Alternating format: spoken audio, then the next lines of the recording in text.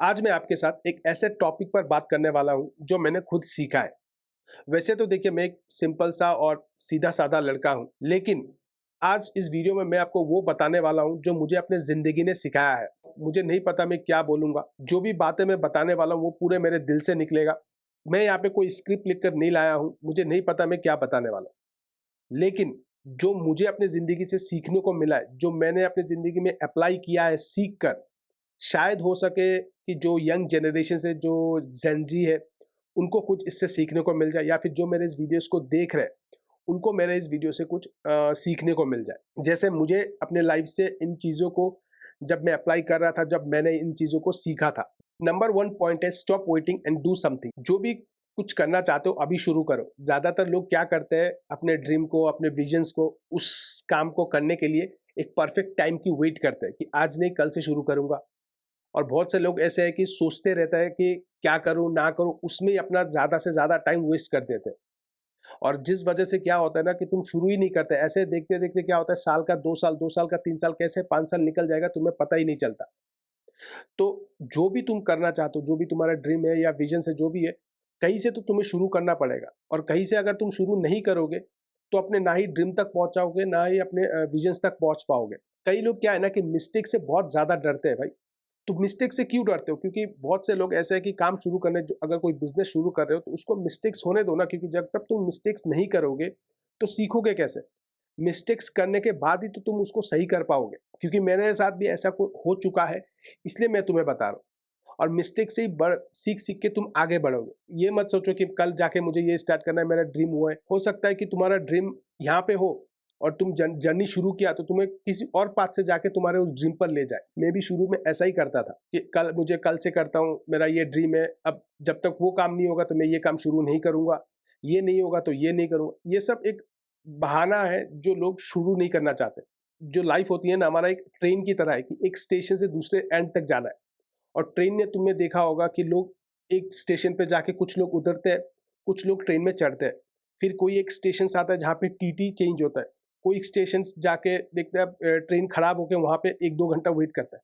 तो ये भी एक लाइफ भी हमारा एक जर्नी की तरह है, ट्रेन की तरह। और जब तक तुम कहीं से शुरू नहीं करोगे ना, तो तुम्हें कुछ नज़र नहीं आएगा, क्योंकि तुम विज़न्स बना रहे हो, अपने लिए विजुअल्स बना रहे हो, बस विजुअल्स से कुछ होने वाला नहीं है।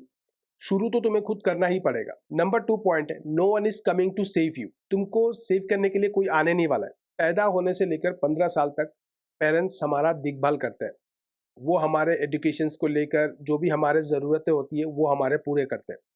लेकिन जैसे ही हम 18 साल या 20 साल के हो जाते हैं, तो ये हमारी ज़िम्मेदारी बन जाती है, जो यंग जनरेशन्स है, वो खुद पे ज़िम्मेदारी खुद ले, ना कि पेरेंट्स के ऊपर एक बोझ बने।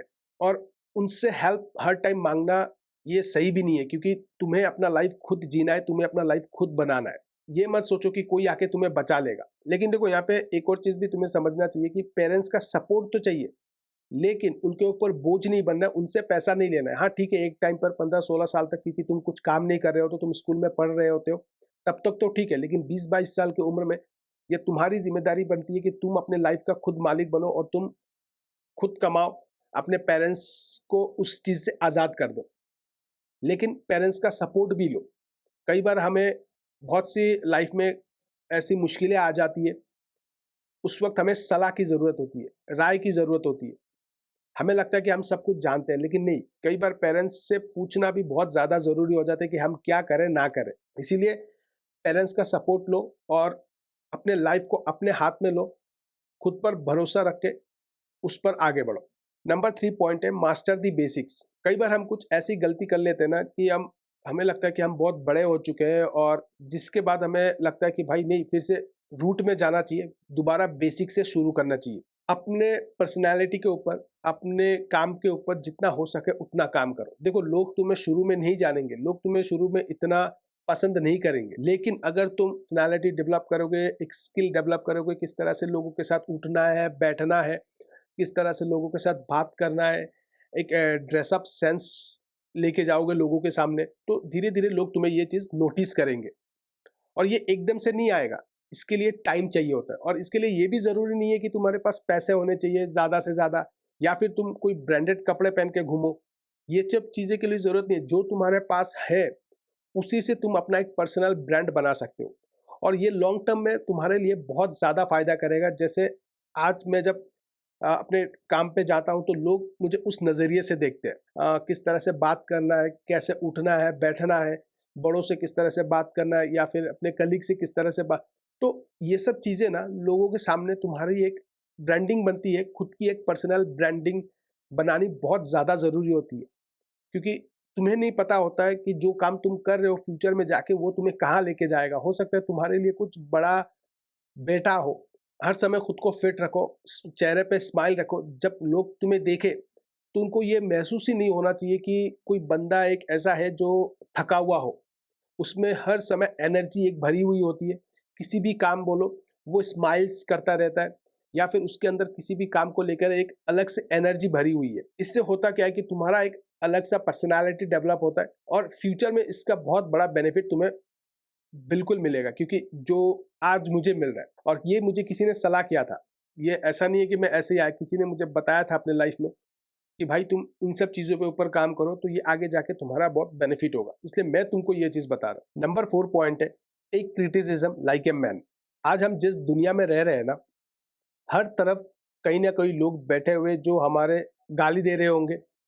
अच्छा तो कोई बोलने वाला मिलने ही नहीं वाला। और ये एक चीज़ ऐसा है ना कि अगर तुमने किसी के लिए अच्छा काम कर भी लिया तो एट प्रेजेंट के लिए तो वो तुम्हें अच्छा कहेगा, तुम उसके लिए अच्छा बन जाओगे। लेकिन मान लो तुमने 5 साल पहले कुछ ऐसा काम किया हो या फिर 5 साल बाद तुम कुछ ऐसा करते हो जिस वजह से जिनको अच्छा लगा था अब उनको वो काम अच्छा नहीं लग रहा, तो वो तुमको क्रिटिसिज्म करेंगे, वो तुमको गाली देंगे। लोग हर समय इस चीज का वेट करते हैं कि उनको परफेक्ट इंसान चाहिए, हालांकि वो खुद परफेक्ट नहीं होते। जिस सोसाइटी में हम रह रहे हैं इस क्रिटिसिज्म को तुम्हें झेलना पड़ेगा, क्योंकि देखो जो काम तुम करोगे ना लाइफ में, तो वहां पे अच्छे लोग भी होंगे, बुरे लोग भी होंगे। हर जगह तुम्हें अच्छे लोग नहीं मिलेगा। तुम्हें अपने काम पर फोकस रखना पड़ेगा। अगर तुम उन लोगों को जवाब देना शुरू करोगे जो तुम्हारा क्रिटिसिज्म कर रहे हैं, तो तुम जवाब देते रह जाओगे और कभी भी ये सॉल्व नहीं होगा। एक के बाद एक के बाद एक तुम जवाब देते जाओगे और खुद ही अपने आप को एक मानसिक बीमारी की तरह बना लोगे। ये एक डिजीज की तरह बन जाएगा, तुम्हारा एक मेंटल इशू बन जाएगा। लोग वो बोल रहे हैं तुम इसका जवाब दे रहे हो, वो कुछ और बोल रहा है तुम उसका जवाब दे रहे हो। किस किस को जवाब दोगे, कितने लोगों को जवाब दोगे। और देखो मैं यहाँ पे एक और चीज कहना चाहूंगा, जैसे मैं भी हर बार यही करता हूँ, क्योंकि मैं अभी जहाँ पे काम करता हूँ ना, तो वहाँ पे कुछ लोग हैं जो मेरे पीठ पीछे बात करते हैं, गालियां भी देते हैं, मुझे पता है ये सब चीज। लेकिन मैं उन सब चीजों में पढ़ता नहीं हूँ, क्योंकि मुझे पता है कि अगर मैं उनको जवाब देने लग गया तो मेरा काम नहीं चलेगा। मुझे अपना काम करना है। अगर मुझे कोई क्रिटिसिज्म कर रहा है तो मैं वो कोशिश करता हूँ कि उससे कुछ सीख के, अगर वो मुझे कुछ गाली दे रहा है, अगर कुछ काम के लिए गाली दे रहा है तो फिर ठीक है। लेकिन अगर वो हर टाइम मुझे गाली दे रहा है, यानी उससे मुझे कोई दुश्मनी है, तो भाई ऐसे लोगों से तो भाई चलो छोड़ ही दो, उनको फिर बात ही नहीं करना। लेकिन अगर कोई ऐसी बातों के लिए मुझे गाली दे रहा है जिसको मेरा काम अच्छा नहीं लगा, तो मैं कोशिश करता हूँ कि मैं उस काम को सुधारूं, कैसे उस काम को और बेटर करूं, ताकि उसके नज़र में शायद हो सकता है उस काम को सुधार के अच्छा बनूं। काम के जरिए, बोल के जरिए नहीं, मुंह से बोल के नहीं, काम करके। नंबर 5 पॉइंट है फ्रेंड्स। अब आज के दिन में ना ये बहुत ही ज्यादा इंपॉर्टेंट पॉइंट है यंग जनरेशन के लिए, क्योंकि जिस समाज में आज हम रह रहे हैं ना, वो हर दिन बहुत डेंजरस होते जा रहा है। अगर तुम्हारे फ्रेंड्स में 5 लोग ऐसे हैं जो सिगरेट फूकते हैं, ड्रिंक्स करते हैं, हर रोज पार्टी में जाते हैं, तो तुम भी बिल्कुल वैसा ही बन जाओगे। तुम्हारा फ्यूचर कुछ नहीं होने वाला। और ये चीज को तुम खुद को इतना रिग्रेट करोगे जब तुम्हारी एज निकल जाएगी काम करने की, जब दोस्त हर कोई अपने अपने लाइफ में बिजी हो जाएगा, तब तुम खुद सोचोगे कि मैंने अपने लाइफ के 10-15 साल बर्बाद कर दिया ऐसे दोस्तों के साथ रहकर। इसलिए ये हमारे लिए बहुत ज़्यादा ज़रूरी है कि हम किनको अपना दोस्त बनाएं। अगर तुम्हारे पास ऐसा एक दोस्त है जो तुम्हारे लाइफ के बारे में तुम्हें बता रहा है, या फिर तुम्हें जो भी काम तुम कर रहे हो उसमें तुम्हारा सपोर्ट कर रहा है, या फिर कुछ भी ऐसा हो जो तुम्हारे सपोर्टिव हो, जो तुम्हें लग रहा है कि हाँ नहीं ये बंदा मेरे बारे में सोचता है, मैं जो कहता हूँ वो कुछ मुझे अच्छा सोल्यूशंस देता है, तो उन 5 में से ना ये एक दोस्त बहुत बेटर है। इसके साथ तुम रहोगे ना तो ये बंदा तुम्हें भी ऊपर ले जाएगा, साथ वो खुद भी ऊपर जाएगा। और अगर तुम्हारे पास ऐसे दोस्त नहीं है, क्योंकि देखो जरूरी नहीं है कि तुम्हारे पास ऐसे दोस्त हो। अगर ऐसे दोस्त नहीं है तो क्या कर सकते हो? तो देखो इसका सोल्यूशन क्या है कि अगर तुम जो भी काम तुम करना चाहते हो, चाहे बिजनेसमैन बनना चाहते हो, एआई के रिलेटेड काम करना चाहते हो, तुम जिम करना चाहते हो, तो सोशल मीडिया में उन लोगों को ढूंढो जो काम तुम करना चाहते हो, उनको फॉलो करो। देखो को भी वो क्या कर रहे हैं, जो भी वो पोस्ट करते हैं, जो भी वो वीडियोस बनाते हैं, जो भी कुछ भी करते हैं, उनको फॉलो करो। उनसे वर्चुअली नहीं कहना चाहूंगा, मतलब अगर तुम उनसे बात नहीं कर पा रहे हो ना, उनको अपना दोस्त बना लो। इससे होगा क्या कि तुम्हारे अंदर भी उनके जैसा एक पर्सनालिटी डेवलप हो जाएगा। धीरे धीरे तुम भी उनके जैसा बन जाओगे। नंबर 6 पॉइंट है, don't let A breakup define you. आज के यंग जनरेशन में या जेनजीस में ज्यादातर देखा गया है कि अगर तुम किसी लड़के से प्यार करते हो, या फिर कोई लड़की है जो लड़के से प्यार करता है, या फिर किसी मैरिज कपल है जिन्होंने शादी कर लिया है, और लिव इन रिलेशन तो और भी, चलो ये तो अलग ही टॉपिक है। अब तुम्हारे उस लड़की से या लड़का से ब्रेकअप हो गया, अगर तुमने शादी किया है तो बच्चे हुए, फिर ब्रेकअप हो गया, डिवोर्स हो गया, जिस वजह से कई बार क्या होता है ना, ऐसा देखा गया है, मेरे दोस्त के साथ हुआ है, इसलिए मैं तुम्हारे साथ शेयर कर रहा हूँ। वो तो बहुत अच्छा था, वो अपने फैमिली को बहुत अच्छे से मेंटेन करके रह रहा था, जिससे मैं शादी किया था वो उसका गर्लफ्रेंड भी था। ठीक है, तो वो तो अपनी जगह सही था, लेकिन कई बार क्या होता है ना, सामने वाले को तुम्हारा कदर नहीं होता, उसको समझ में नहीं आता है कि तुम उसके लिए कितने बड़े डायमंड की तरह हो, और तुम्हारी अच्छाई का, तुम्हारी भलाई का वो फायदा उठा के जाता है। जिस वजह से क्या होता है ना, कई बार हमें लगता है कि भाई मैं अच्छा था ही क्यों, अब से मैं हर समय लोगों के साथ बुराई करूंगा, क्योंकि तुम्हारी जो अच्छाई होती है ना, कोई तुम्हारे उस अच्छाई का फायदा उठा के निकल के चला जाता है। ऐसे कई ऐसे लोग होते हैं जो इस चीज को बर्दाश्त नहीं कर पाते और वो सुसाइड भी कर लेते हैं। कुछ लोग ऐसे भी होते हैं कि डिप्रेशन में चले जाते हैं। इससे देखो, मैं एक चीज तुम्हें कहना चाहूंगा कि अगर तुम्हारे साथ भी ऐसा कुछ हो रहा है, तो इसको एक समझो कि लाइफ का तुम्हारा एक गलती समझ लो और आगे बढ़ो। इस चीज में खुद को बदलो मत, तुम जैसा हो वैसा रहो, क्योंकि अगर तुम खुद को बदल दोगे ना, तो जिंदगी को नहीं जी पाओगे। एक तो तुम्हारे साथ अगर कुछ ऐसा हुआ है और तुम चाहोगे कि मैं खुद को बदल के अब उनकी तरह बन जाऊं ना, तो तुम अपनी लाइफ नहीं जी पाओगे।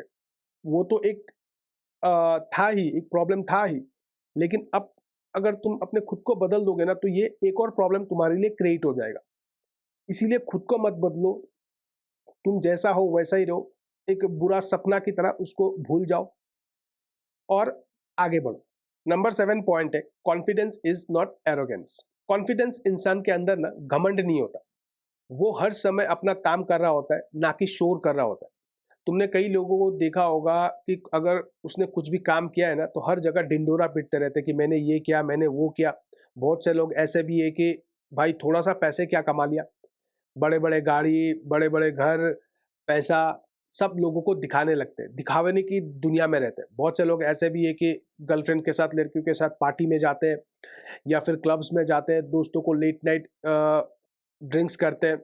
ये लोग पता है क्या होते हैं, ये इनसिक्योरिटी फील करते हैं। इनको लगता है कि कोई मुझे इंपॉर्टेंस नहीं दे रहा होता है, क्योंकि तुम्हारा फ्रेंड सर्कल ऐसा है, और अगर तुम इनके साथ नहीं जाओगे, तुम्हें लगता है कि ये लोग मुझे इंपॉर्टेंस नहीं दे रहे, तो मुझे भी इनके साथ जाना चाहिए और मेरा अपना इंपॉर्टेंस बढ़ाना चाहिए। और जब तुम इन सब चीज़ों में जाते हो ना, तो तुम भी उनके जैसा ही बन जाते हो, क्योंकि ये सब डरे हुए होते हैं, ये इनसिक्योरिटी फील कर रहे होते हैं दुनिया में।